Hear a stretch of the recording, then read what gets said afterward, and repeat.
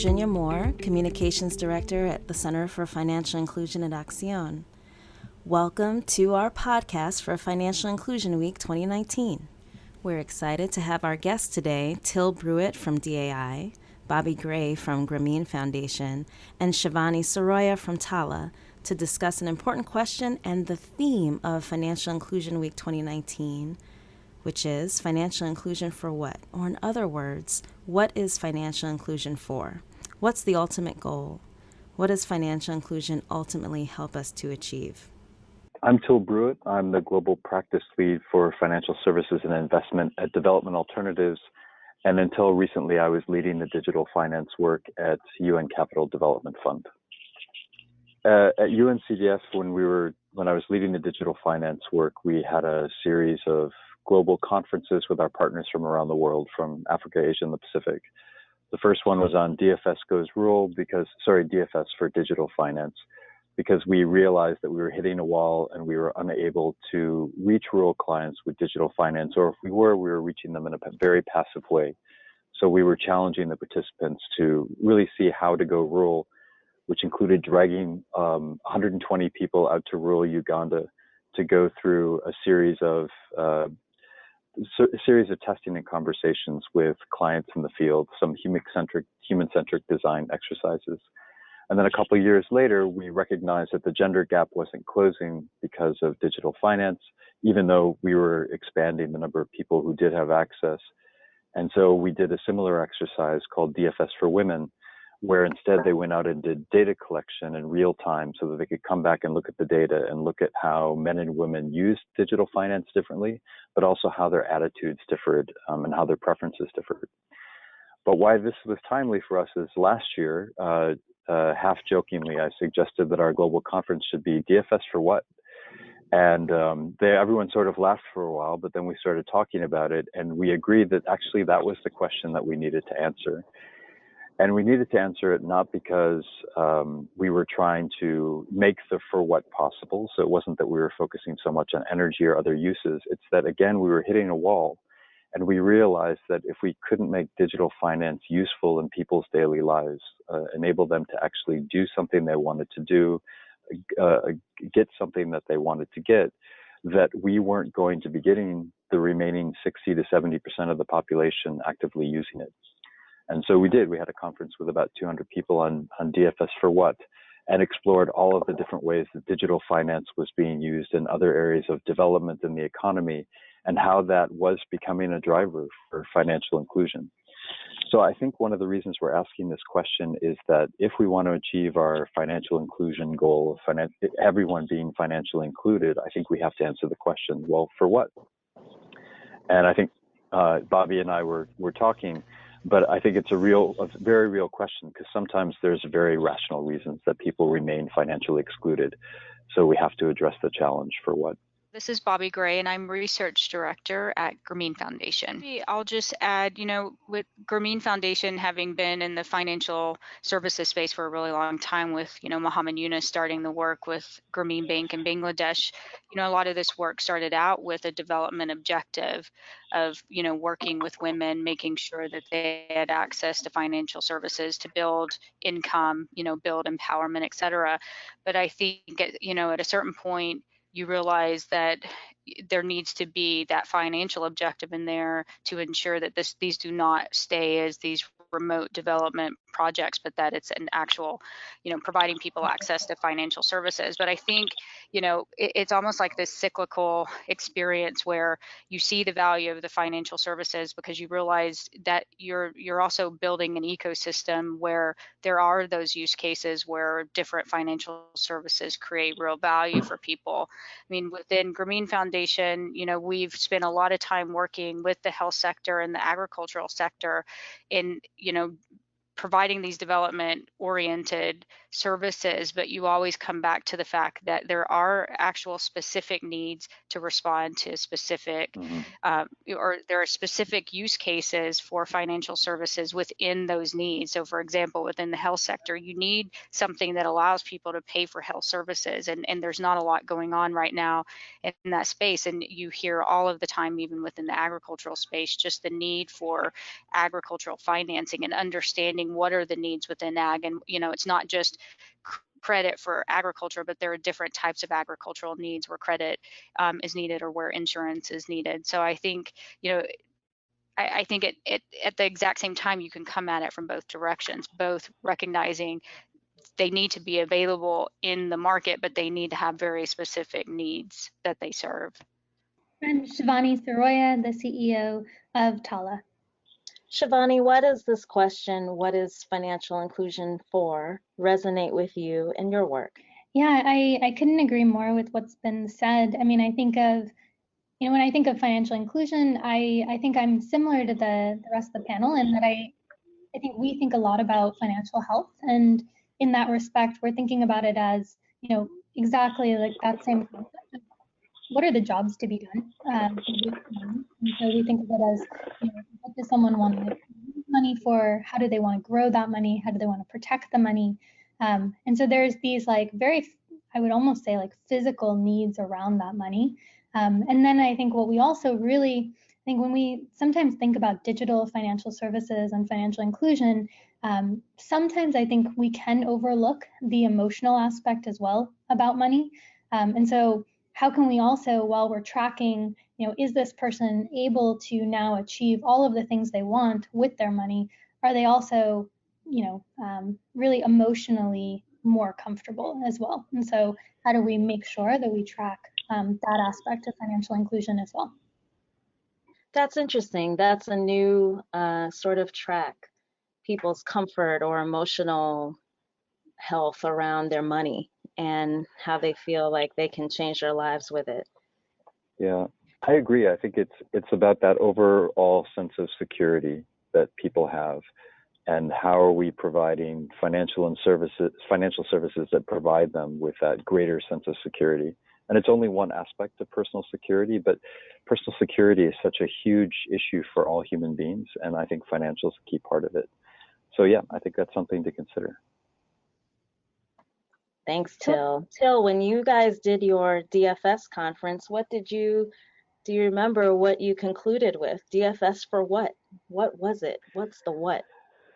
Yeah, I think what we concluded is that there are a lot of different goals and immediate needs that people have, and the question is, do you go down a path where you specialize things? So you have, for instance, financial services embedded in these different types of services that enables them to get that specific thing that they want? Or do you try to create more broad-based platforms that can be used in many, many different ways, and that different companies or organizations can tap into and make useful? So I think we talked a lot about, the different approaches. So, one thing we saw in Senegal was that solar was starting to take off, and that was starting to drive usage. We also saw some very personal use cases about connecting with family members and finding ways for parents to support their students or their children that were going into Dakar. And so I don't think that we had one single answer, but I think what we heard overwhelmingly from people was that if they were able to find a way to make it useful, they would use it. But if it wasn't particularly useful, then they were just going to go back to cash and do the things that they needed to do anyway. And I think one thing also worth noting is that it wasn't easy in the discussions to get people to say, oh yeah, I really would like to use digital finance for this. Because if it doesn't exist, it's hard to picture what that would look like. It's hard for people to say, oh wow, actually, I could use digital finance for this if someone would just create this product or do that. So it's really not even about going out and saying people, well, how do you want to pay for this with digital finance?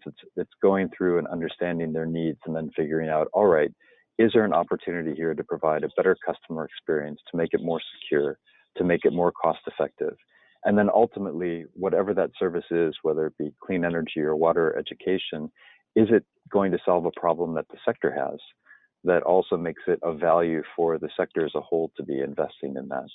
Yeah, until I might just add, I mean, something that you said about, should we design specific services for all of the individual needs? I mean, I think that's also something that that we've been thinking about when we've looked at health financing, for example, because we recognize that people need money when they go to the doctor, and sometimes they can anticipate health needs, but most of the time they experience health needs as a shock, even if they can anticipate a pregnancy. If they don't have the money available at the time, it's time to give birth, then it's going to be perceived, as an emergency. And one of the questions that we've raised is it better to give people access to, for example, emergency credit than it is to create a bunch of different specific emergency products, like an emergency agricultural loan versus an emergency health loan that you designate for very specific needs. And so I think, that's also part of the question. I mean, I feel like we've all accepted that this portfolio approach is very critical because people have various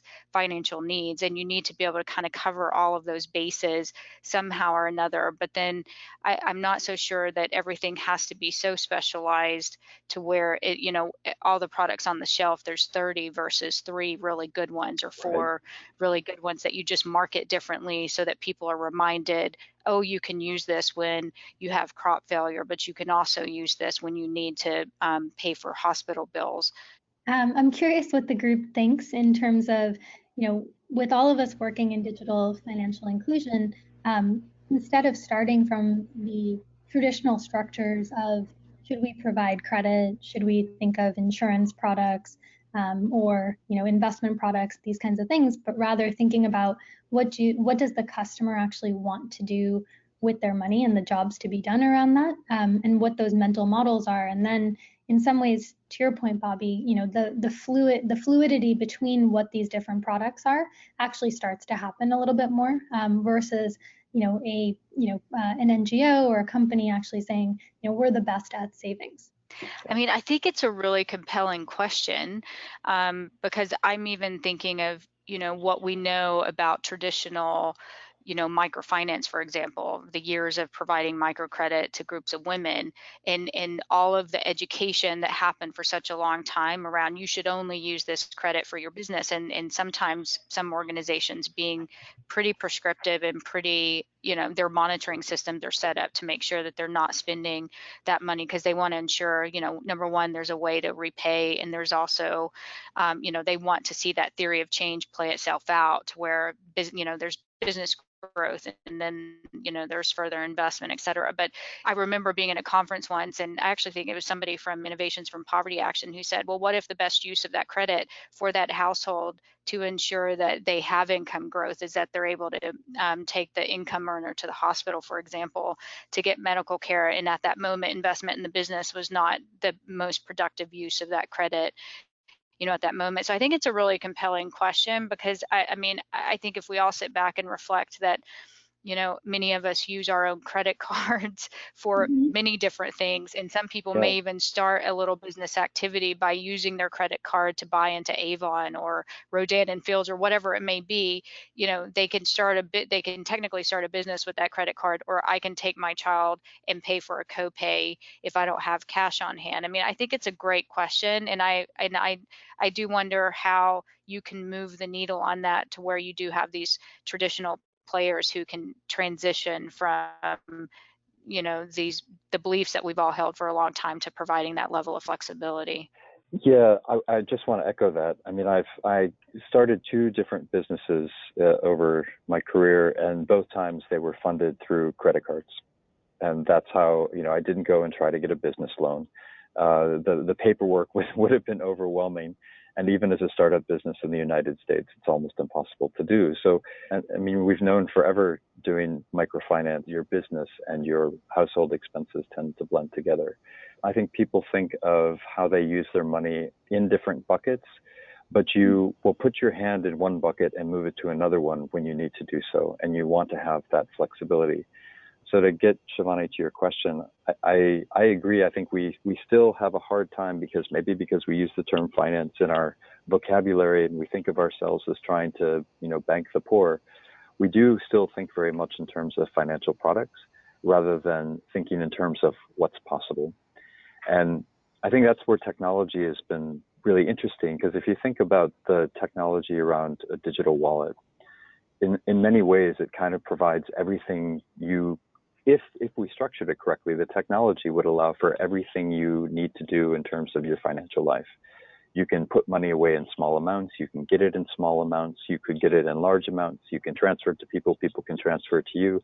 It's in many ways a perfect receptacle to do a whole bunch of different things, enabling you to do personal financial management, but at the same time, using that same tool to connect you to the outside world.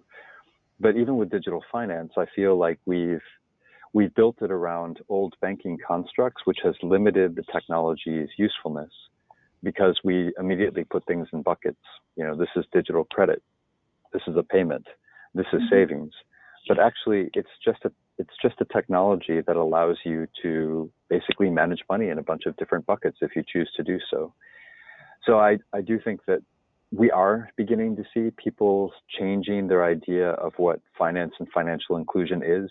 We all walk around with half a dozen apps on our phone, all of which in one way or another, whether we realize it or not, are a financial tool that we're using, but we're not necessarily thinking of them holistically as, oh, this is my financial life, or this is my pieced together bank.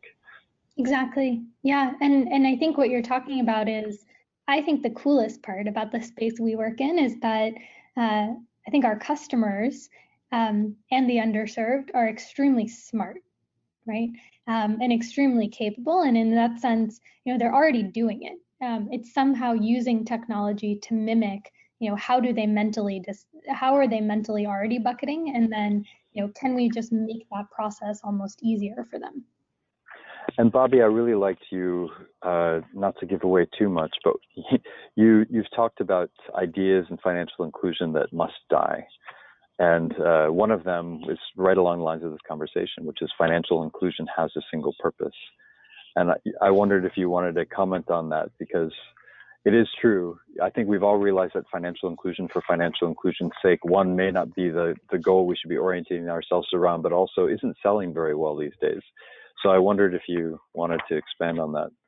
Yeah, I mean, I think part of, my answer to that is sometimes I feel like the argument is slightly academic, because a lot of these conversations end up in the space of, well, how are we going to measure the impact of what we're trying to achieve?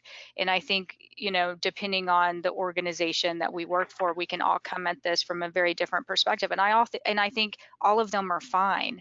I mean, I think, when I looked at the question about, financial sustainability, I can equally say I do believe that that's just as important as some of these others, because you can't have the benefits of financial services without knowing that those services are going to be around for people, because I think there are too many examples of where really great ideas, real needs need to be met. For example, through insurance, they fail because of the private, or whether they're private or public partnerships or not, but different types of partnerships between actors fail, or they couldn't get enough uptake because there were challenges. So part of me says it's everything that Eric posed in his blog piece, and I think it just depends on at what angle you're coming at the question from. And I think they all have value, because even when I think of putting theories of change together for the development, it's more for development or more for equity,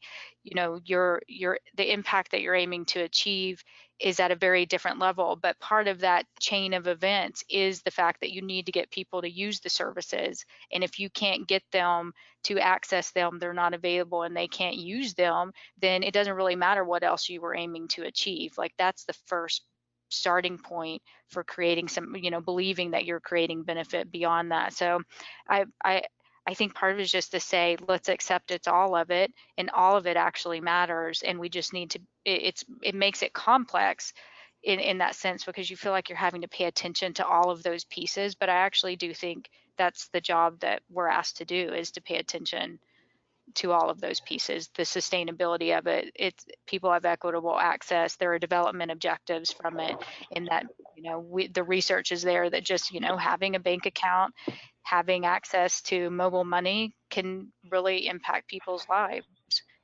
If I were to press you to take a position on why financial inclusion matters and what you're aiming for when you get up in the morning and do this work, what would you guys say? Is it similar to Bobbi, like it all matters and our job is to make these products and services useful and viable and affordable for people? Or is there one that stands out to you more?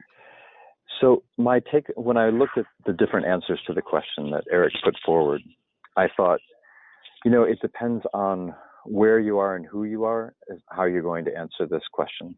Because I think in a developing country or a least developed country where only, 20% of the people are connected in any formal way to finance, you'll probably answer this question differently. Just having basic access is necessary for so many things that focusing on that basic access maybe that has to be the primary goal as we approach it from a development perspective. Then you get to the question of tactics. Well, then how do we get to that? And that's where I think we have to be a bit more flexible in terms of how we get there. And what I mean by that is we for a while we're like, oh, the access to finance is credit, and that's what draws people in. And then we said, well, no, actually the first access point to finance is that people just want to put aside money, so it's savings. And then it all became about payments. That's the on-ramp to financial inclusion, and now it's payments. But what we're seeing in a lot of countries now is it's not really that. It could be a ride-hailing service. That's your access to finance. It could be that you want to buy something through, Facebook Marketplace. That could be, or you want to sell something through Facebook Marketplace. So that could be the reason why you get on the on-ramp. So I think in some ways we almost have to distinguish between what are we trying to achieve, which could be very geographically or socioeconomically specific, but then what is the tactic that we're using? And then who are the actors who could actually support that tactic and make it work? Great. Thank you for differentiating between the tactics and the objectives. That's a good point. Shivani, do you have a response to that? I do. I mean, I think it's similar to what both Bobbi and Tala are saying. And we think about it internally as we think about it as this idea of financial agency. And so we think of it as, do you have the capacity and do you have the tools to actually be able to interact and control your financial life in a sense, so that you have choices and you have the control, like you are the agent in that financial life. And that'll always continue to change depending on the stage and context of your life, which is why I think, we internally really try to keep our North Star about increasing the financial health of customers. And so we think of it as, one, does the person have the ability to manage their day-to-day? Do they have that resilience, that ability to overcome from shocks? And then can they actually move to a place of planning and prioritizing new opportunities? That's something that we can use to understand in some ways like inclusion. And that's kind of why we don't use the word inclusion. Is why don't you use the term financial inclusion and talk to us about why equity and financial agency are so important to you? In some ways, we almost think that is it can lead to a binary metric almost. You're either in the formal system or you're not. And really, when you think of someone's financial life, what you want to be thinking about is, given all the different contexts of people's life and the things that they may want to do, it's really about, can we enable people to be the agents of that financial life? And so to have the capacity, access to the tools that allow them to control and choose the decisions that they make in their financial life.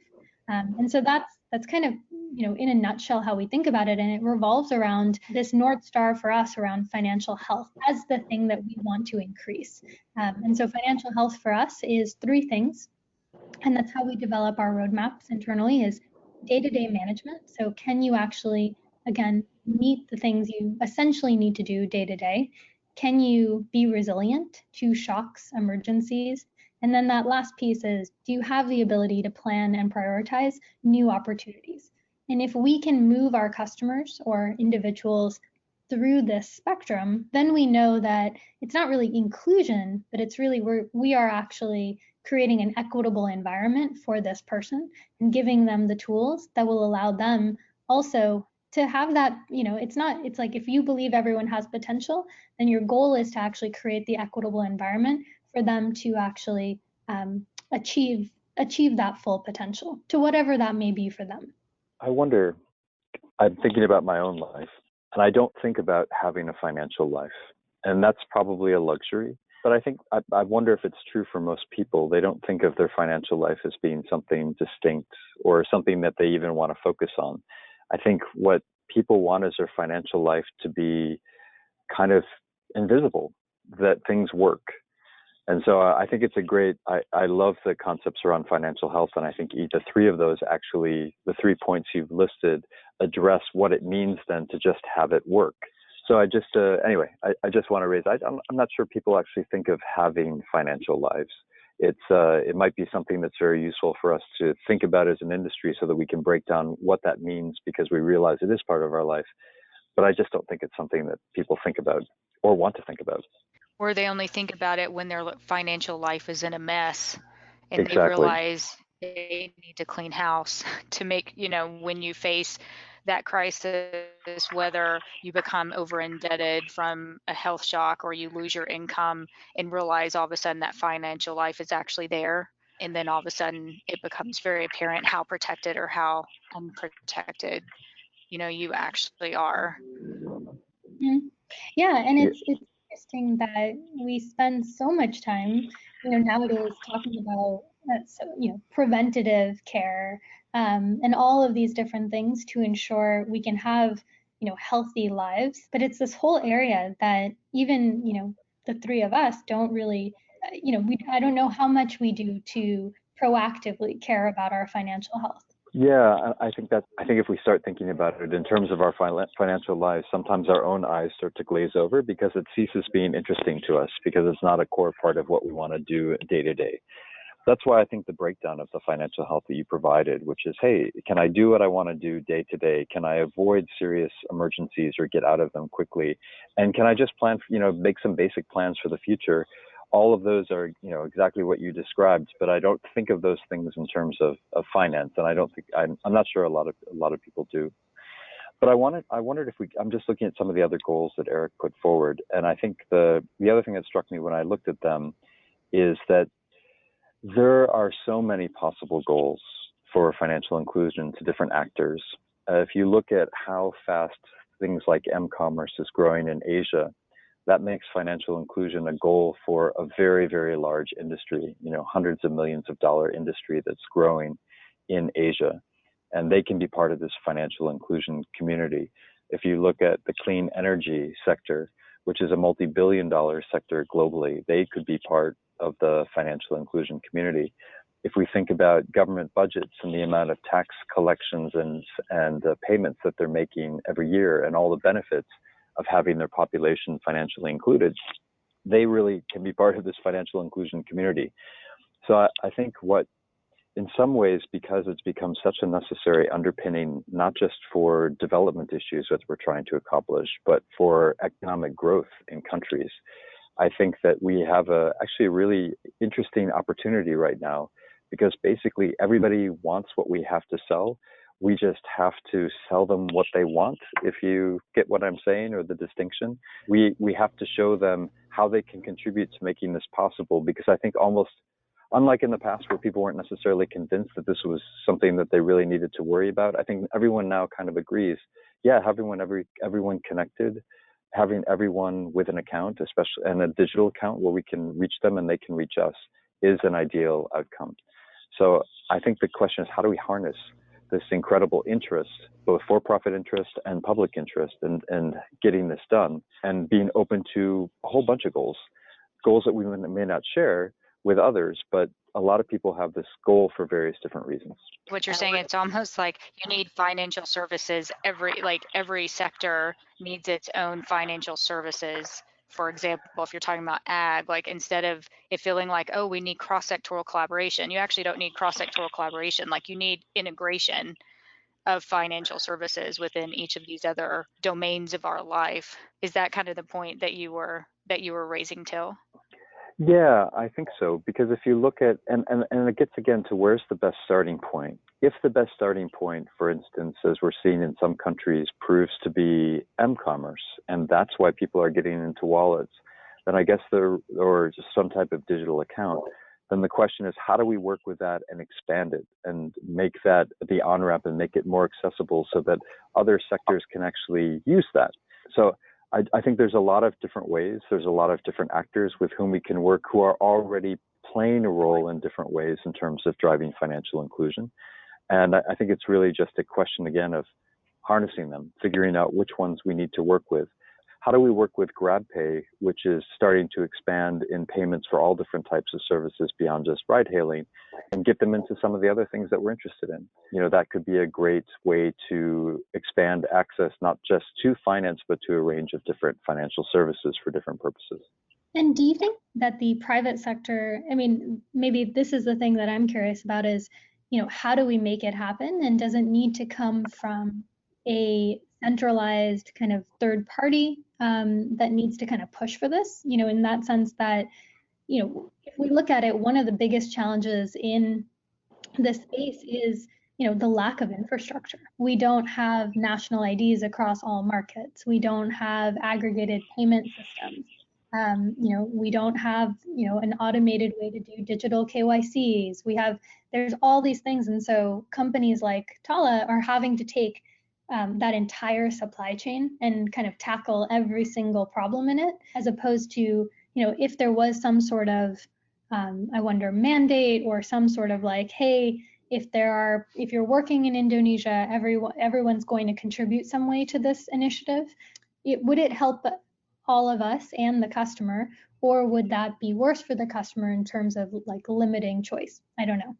Well, what has your experience been so far, Shivani? I mean, and the fact that you're kind of having to do it all. I mean, do you have experiences that said, I mean, my sense is, at least from what I've seen, and I think about some of the work UNCDF has been doing to, really build out that ecosystem, but it's a long-term game. There's short-term successes that happen, but it seems to be that by the time certain major initiatives are done, you're just, it's just the tip of the iceberg of the efforts that went on that, will have to continue. So to me, I think my perspective is that it's definitely needed, and because I think people have to see how their needs are all connected and how everybody contributes to different types of needs. But I also just wonder, from your perspective, is the approach that you have, do you feel like that's a sustainable approach, or because you are having to do so much that if you had somebody else helping build the ecosystem, then you can focus more on what you originally set out to do? Yeah, exactly. I think it's an interesting point because, there's the product delivery aspect. So, if it's starting in one point of that spectrum around, let's say, access to liquidity, doing that really well is already hard. And then, taking on these other pieces on top of that becomes more challenging. At the same time, I think the opportunity around taking on the other aspects of the infrastructure and the ecosystem are, if you do it the right way with positive intent around saying, you're building customer first, you're building so that, it furthers the ecosystem, then in some ways you build in such a way that it promotes furthering that ecosystem as opposed to it being self-serving. I think we'd have to all put guidelines around that to really say it has to be interoperable, it has to be these things, which I think a lot of times we've like stopped and started, right? Because every time it starts to be, if you have this public-private sector thing, how do you get to that balance? That's the difficulty. Can I ask you all to come back to this question of our non-existent or our boring financial lives? The idea that we don't think of ourselves as having a financial life, we just have a life and we use money to make that life happen. Bobbi and Till were talking about this earlier, how to make our financial lives more fun. And wouldn't it be nice if we got a star or a ping or something when we saved a few pennies or what have you? How do we do that? How do we make our financial lives more interesting? And do we need to, in order to get access and use and value communicated and resonating with our target customers? It's a interesting question. And again, I think it depends on perhaps where somebody is in terms of their financial life. So I would say there are some people where they're in a stable financial life, where maybe the best thing for them is they just want their financial life to be invisible and reliable, and that's good enough. It doesn't need to be fun. I just want it to be invisible and reliable. But then there are other people whose financial lives are not in such a good situation. And so maybe what they want is they want to have their early warning systems in place so they know when they're treading into dangerous territory with their financial life. And then they want some incentives or motivation to try to correct that. And then I think, as you mentioned, maybe a little bonus or reward when they actually do, which continues to incentivize them to monitor and say, hey, now I can go back to ignoring my financial life. I'm back in good shape. But then I think you have others who are just have very, very basic, complicated, but very small scale financial lives. And I think there the question is, okay, well, how do you turn this into something that's very small scale that can be something that grows and provides for more and more of the needs of that person or their family? And there you might have to have more intervention to try to make it fun. Or if not fun, have more intervention to try to show why these things are so useful. So I'm just throwing out the idea that I don't think it's a single answer. I don't know if I necessarily want my financial life to be fun. I just want it to be reliable and visible. No roller coasters is what you're saying. Yeah, I'm perfectly happy when Lazy everything river. works. I mean, I think I'm going to answer this. I'm not going to answer your question in the way you probably think I'm going to, because I think a lot of what as much as I like the idea of thinking about how to make it fun, I also have been spending a lot of time about how I think we actually should complicate what we're doing a little bit more in terms of not thinking about people as individuals, but thinking about people in the midst of their families and their households. And so even though this is probably a much bigger topic than what we have time for here, one of the things I brought out in my blog was the point about, especially if we're thinking about equity or we're thinking about women's financial inclusion, for example, that I think by focusing on individuals, we've left out the important roles that other people play in making financial decisions and who has what service, and are households covered with certain financial services versus thinking it's just one individual that we're targeting. And I think some of this comes from coming to a greater recognition that we can actually, I can see now some of the effect of just targeting women with financial services. And on one hand, you think this is great, we're creating that visibility. There are more women with access to these services, but on the flip side of that, if they're the only ones in their household that have access, that also puts them at risk. So I'm actually kind of hoping that the sector starts to come around and thinking about how do we build more of household financial capability so that individuals within a household can agree on what those financial goals and how they're going to achieve them. So it's not answering your question, but in a sense, it's kind of to say I'm answering it on the reverse of it being fun, kind of moving into a little bit more of an uncomfortable place that I don't think we've spent a lot of time working on. No, thank you for that, Bobbi. That is great. Yeah. It's a question I wanted to ask you. And in fact, Till asked Bobbi earlier that we tend to think of financial inclusion for women as its own thing. Bobbi, tell us how well or not well that's serving us. Well, I think I'll just share a quick experience that, we've had in a few different markets now where, we've been using savings group approaches, for example, and using those savings groups to link women to mobile wallet accounts, access to formal savings accounts at banks and things like that. And after several years of doing this work, and I think it kind of comes to the third point that I made in the blog piece about financial services is not always good, or people's access to them is not always good, that if we don't focus on what risks we're potentially creating, we don't actually see the full picture of the benefit that we're creating in people's lives. And one of in several places we've had this experience where now women, when we're talking to them about the use of the credit or the savings, that they're using within their household. We've all known for a long time that women will often give their credit to somebody else in their household, if it's their spouse, their son, etc. So the benefit that they're receiving from that may be limited, especially if that income is not used, for the full household, or she's not getting benefit from it. But what you see happening is that it does create some intra-household conflict when she's bringing the credit into the household, somebody else is using it. She has still that social responsibility to a group for the repayment, and men are feeling left out because there's been so much investment really trying to build women's financial inclusion, that men are being left out because they're in really rural communities, and either men don't necessarily want the responsibility, or they're just not even offered. And so basically you're offering services to women and disrupting some of those social norms as to how households are meant to access funds and things like that. So one of the observations we've had is that, the research is there that suggests women need access to financial services and that individualized service so that they can protect their funds. So there's all of that rigorous research out there that's kind of showing that consistently over time. But none of us have really done research about how do you think about building the capability of at least the spouses in a household to think about how do they have a common financial goal, because I think what you see are these conflicting inter-household goals where he may want to invest in the farm, she may want to keep her kids in school. The same pot of funds are tending to try to support both, but they don't have a cohesive agreement or a plan as to how they'll prioritize those household finances. So I don't have an example, and I think the challenge is I don't have a perfect example of something that's working on that, except to raise it as a little bit of a red flag and a question mark. Like, are there examples out there where we have approached households and we've given them the same financial education, the same access to the services, and letting the household decide who in the household is best positioned to use a specific service on behalf of the household?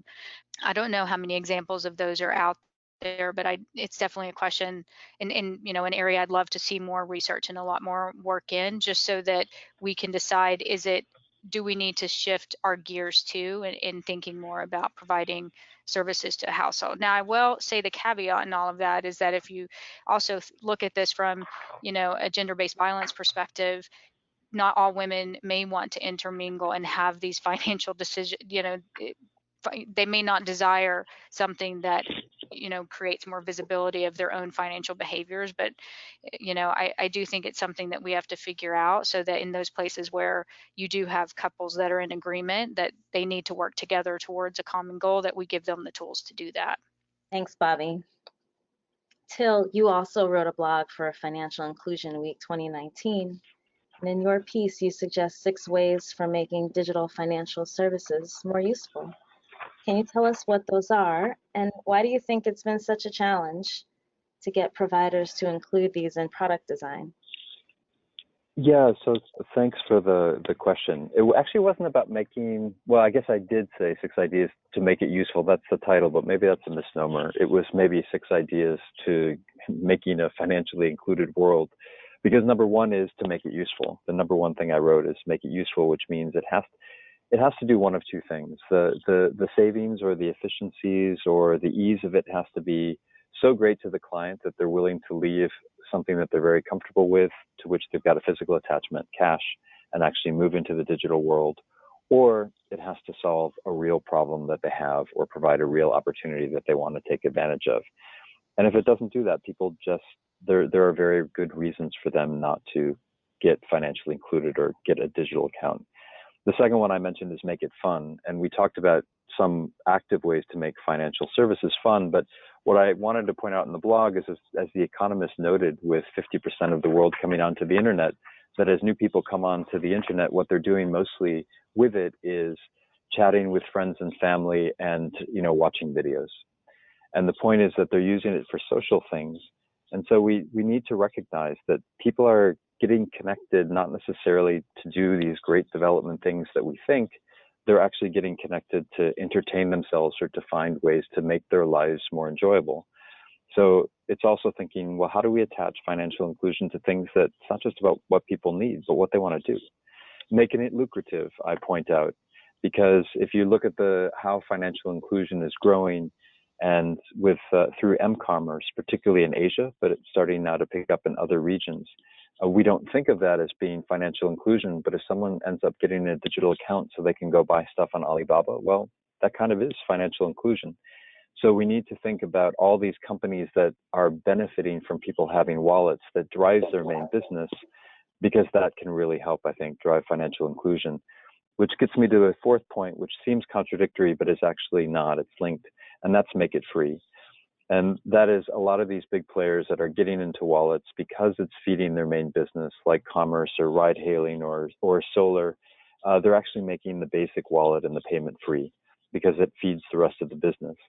And I think we just have to accept that not everyone in the world, we're not going to be able to financially include everyone in the world, that there's going to be a cost attached to it. We need to figure out a freemium model to really reach the remaining 1.7 billion.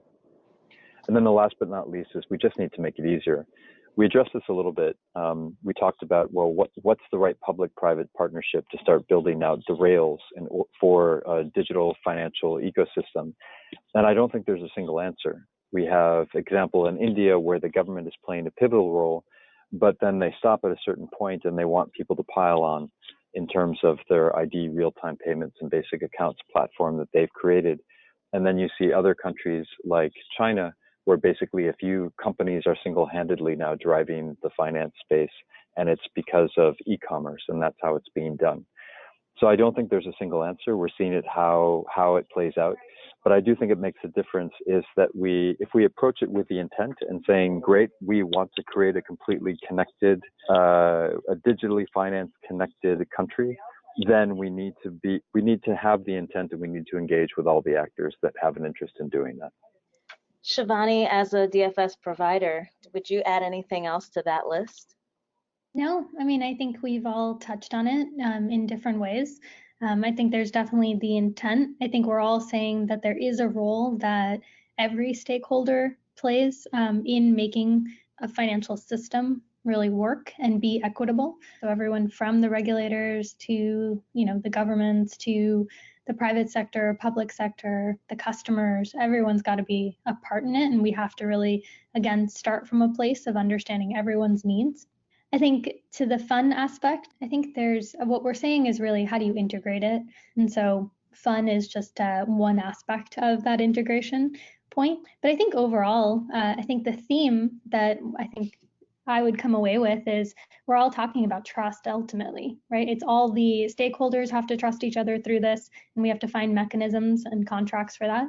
And then ultimately, it's getting our customers and the individuals themselves trusting themselves and their ability to actually, take control. And then hopefully, vice versa, they trust us to provide those services to them. Thank you all. Can I ask one last question to set us on our way?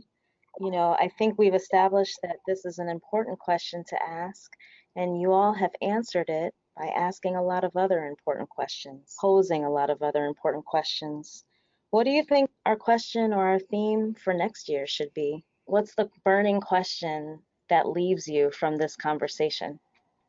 A question that I find myself asking a lot these days is, what is financial inclusion?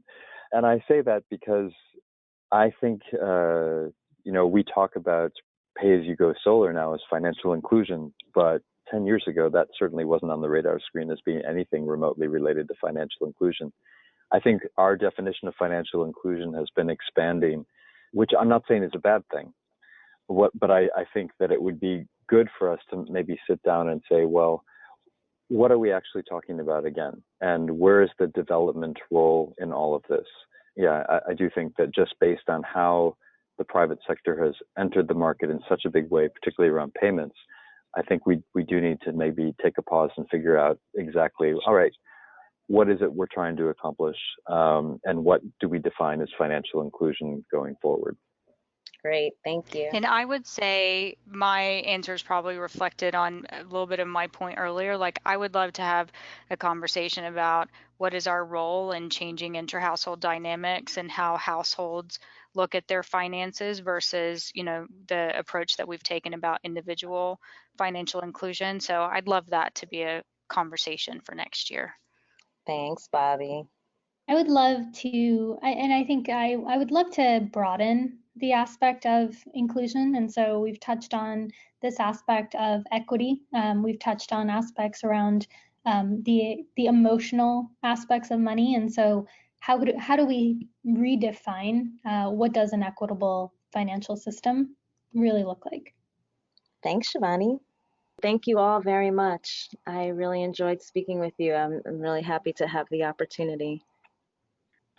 Absolutely. Yeah, thank you very much. Thank you, Shivani and Till. It was great meeting Bobbi, both of you. Shivani, great to meet you both virtually.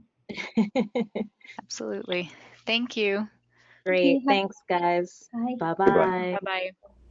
Once again, I'd like to thank Bobbi Gray, Till Bruett, and Shivani Siroya for joining us today. I'd also like to thank Tess Johnson, Neil Kennedy, and Eric Noggle from the Center for Financial Inclusion for their help in the production of today's podcast. For more information about Financial Inclusion Week, please visit our website, centerforfinancialinclusion.org, and follow the global conversation using our hashtag FinClusionWeek. All the information about partners and events and blogs are available online. Thanks for listening.